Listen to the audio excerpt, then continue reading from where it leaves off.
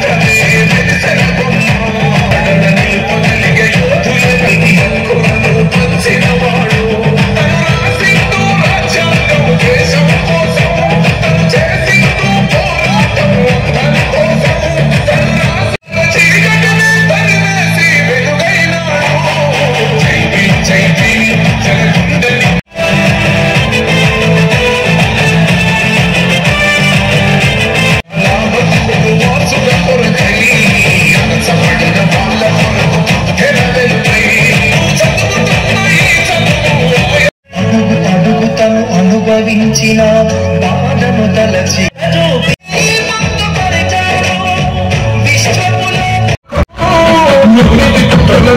కలిగిన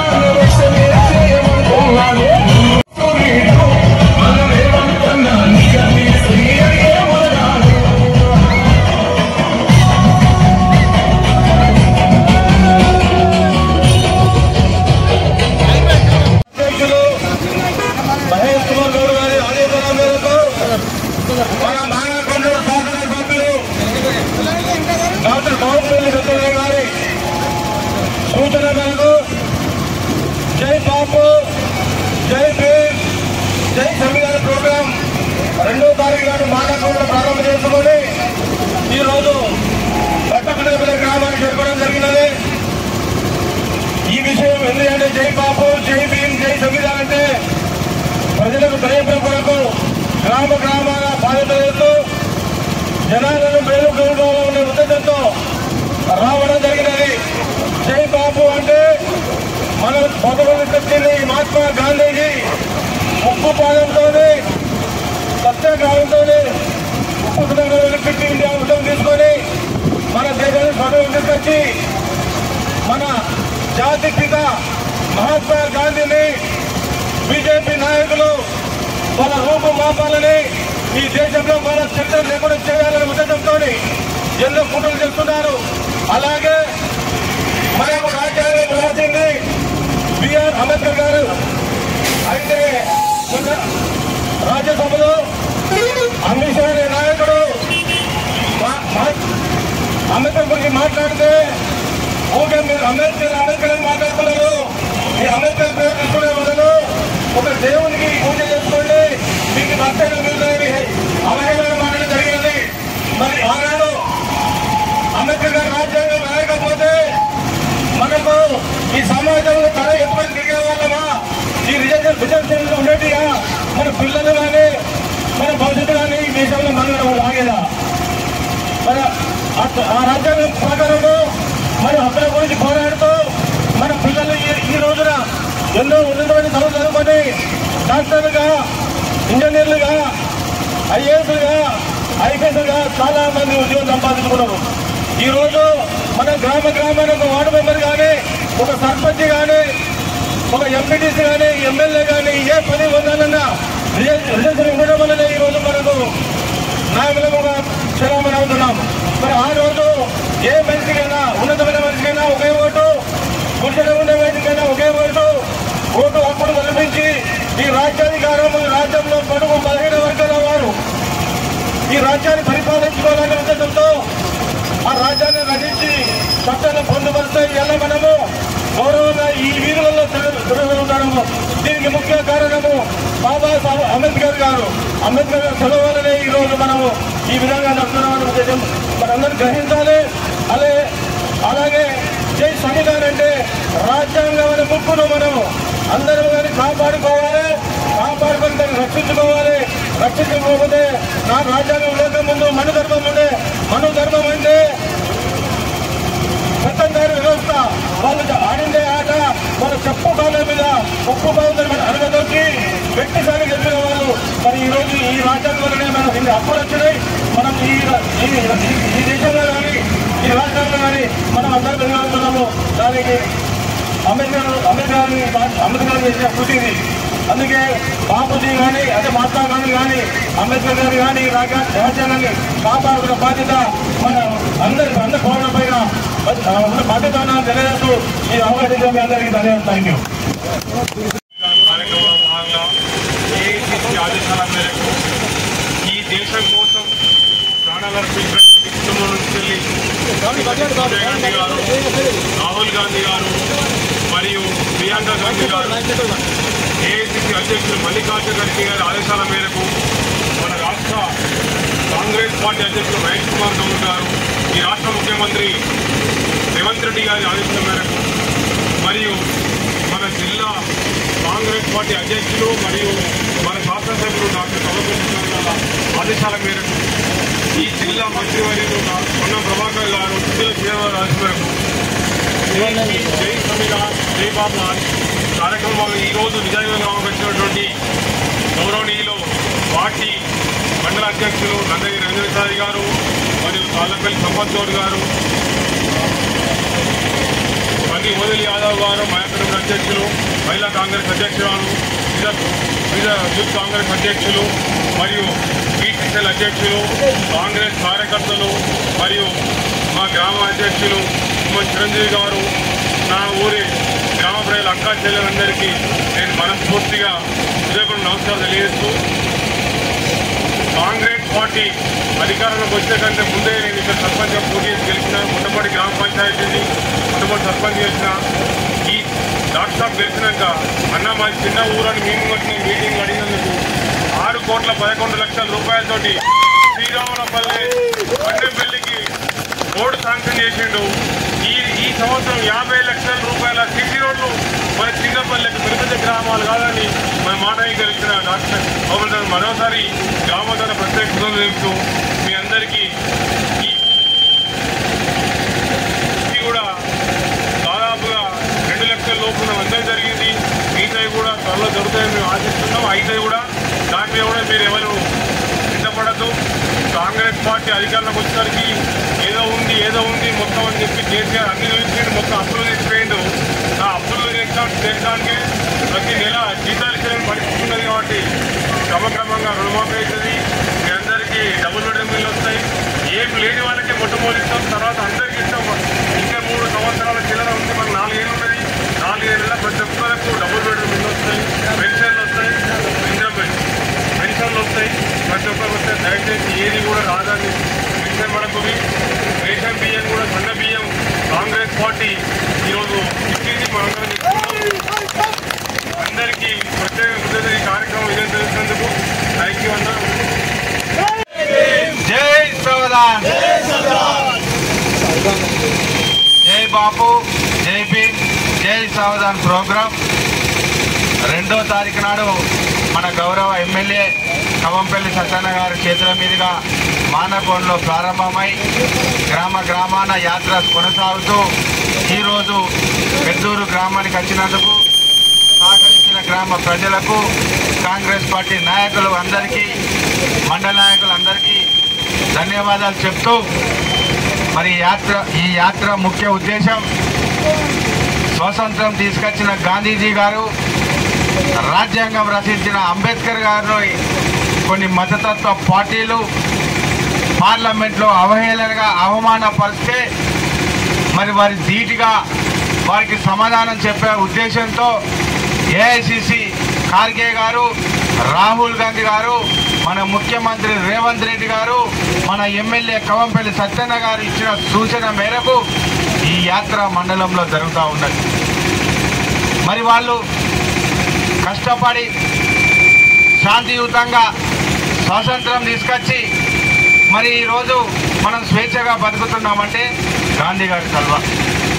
రిజర్వేషన్ పరంగా అంబేద్కర్ గారు రాజ్యాంగం రచించి ఈరోజు చదువుల్లో కానీ, ఉద్యోగాల్లో కానీ, రాజకీయాల్లో కానీ అట్టడుగు బడుగు బలహీన వర్గాలు ఇలా ముందుకొచ్చి వాళ్ళు తలెత్తుకొని బతుకుతున్నా అంటే అది అంబేద్కర్ గారి చలువ, అంబేద్కర్ గారి తెలివితో రూపొందించినటువంటి రాజ్యాంగం.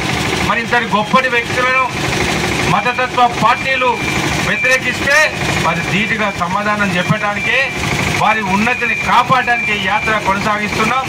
ఈ యాత్ర మానకొండూరు మండల అధ్యక్షుడు రవీంద్ర గారి ఆధ్వర్యంలో జిల్లా నాయకులు, మండల నాయకులు, ప్రతి గ్రామ విలేజ్ నాయకులు అందరూ కూడా సహకరిస్తూ ప్రతిరోజు ఈ యాత్రలో పాల్గొని పాదయాత్ర చేస్తున్న ప్రతి ఒక్కరికి పేరు పేరున కృతజ్ఞత చెప్తూ ఈ యాత్ర ఈ రోజు ఈ ఊర్లో ముగిస్తున్నాం.